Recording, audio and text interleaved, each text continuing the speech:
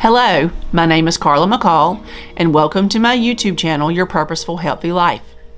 Today's video is about my breast cancer journey.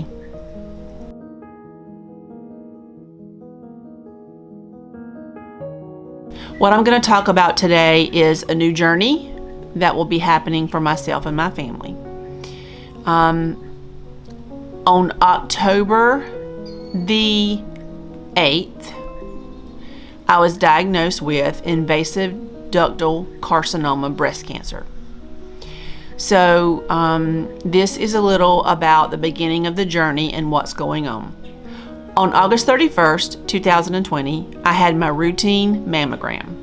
I was not surprised when I received a letter and a call from my doctor's office stating that I needed to go in and have a diagnostic mammogram and ultrasound. I have very dense breast tissue. So historically, in 2014, I had to go back because I had a papilloma on my right breast, which subsequently I had to have a biopsy and have removed, and it was non-cancerous. In 2017, I had to go back on the left breast to have diagnostic mammogram and ultrasound, and they found what they're pretty sure is a cyst with no changes so far. So now it's 2020 and I'm back to the right side, and they asked me to come in. They tell me I need to come in for a diagnostic mammogram and ultrasound.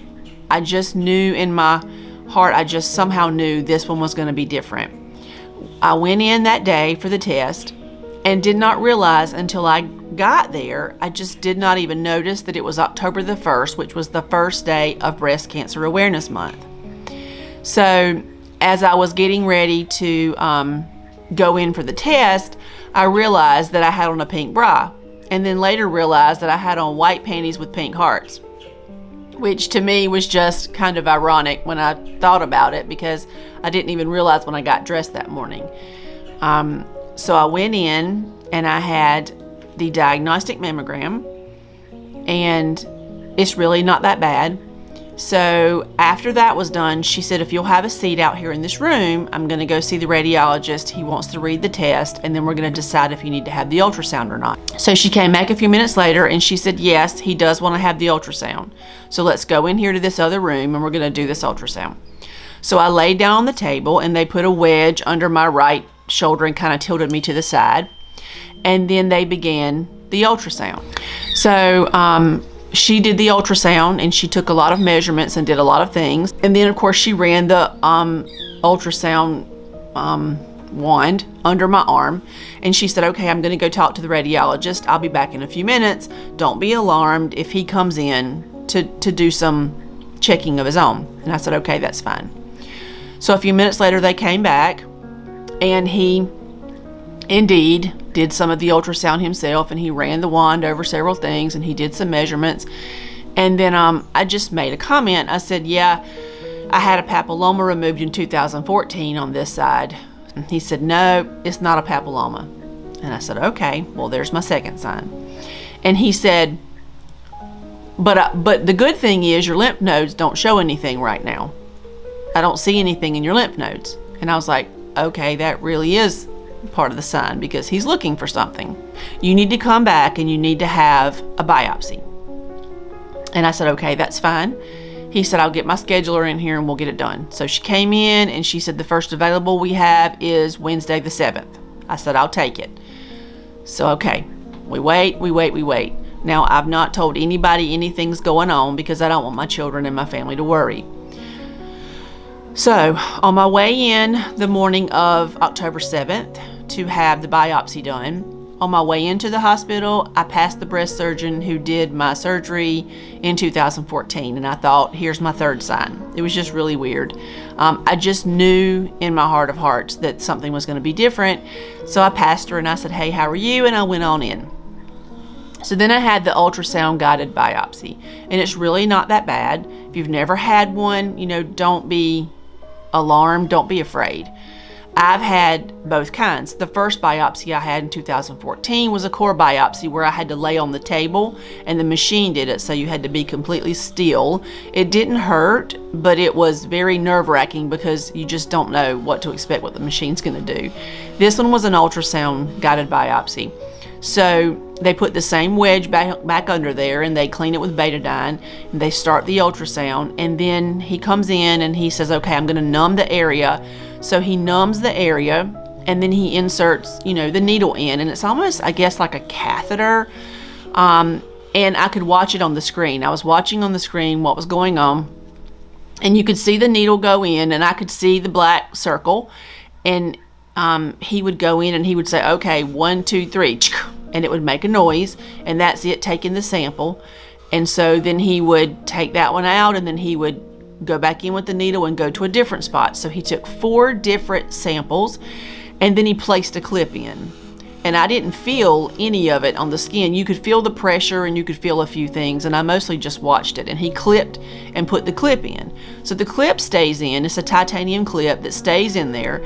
So if you have to have it removed, then it's used to show the surgeon where to go, where the biopsy was done, where to remove it. And if you don't, then the clip is in there to show where the testing was done. So he said, we probably will have your results back in 3 to 4 days. And they told me, don't expect to hear anything probably until Monday. So at this time I was like, okay, so I'm just going to have to act like everything's normal, everything's fine, nothing's different, and we'll just see what happens. So that Thursday, I had an appointment. My husband and I had an appointment that afternoon. And so we were in the appointment, and my phone was ringing. I didn't recognize the number, but I couldn't answer the phone right then. So about 5:15, I walked out of the office, and my phone rang again, and I answered it. And it was my doctor. And he said, hey, Carla, we received a call from the hospital, and I said it was positive. And he said, yes, it was positive. And I said, I just knew in my heart of hearts that it was going to be positive. So he said, all we know right now is it is positive. It shows invasive ductal carcinoma, but we don't know what the receptors are, which are like the markers. So we don't know exactly everything about it. That takes another day or so, but we're going to get you in to see a surgeon. And I said, well, I really knew something was going to be different this time. So when I had my diagnostic mammogram and ultrasound, and when I had my biopsy, I asked them to send the test results to the breast surgeon that I had used last time. And he said, well, that's very coincidental, because I just told my nurse we needed to schedule you for an appointment with the same doctor. So I said, great, if you'll go ahead and do that, I'd like to get on the road and get going, and hopefully she'll get a copy of the test results.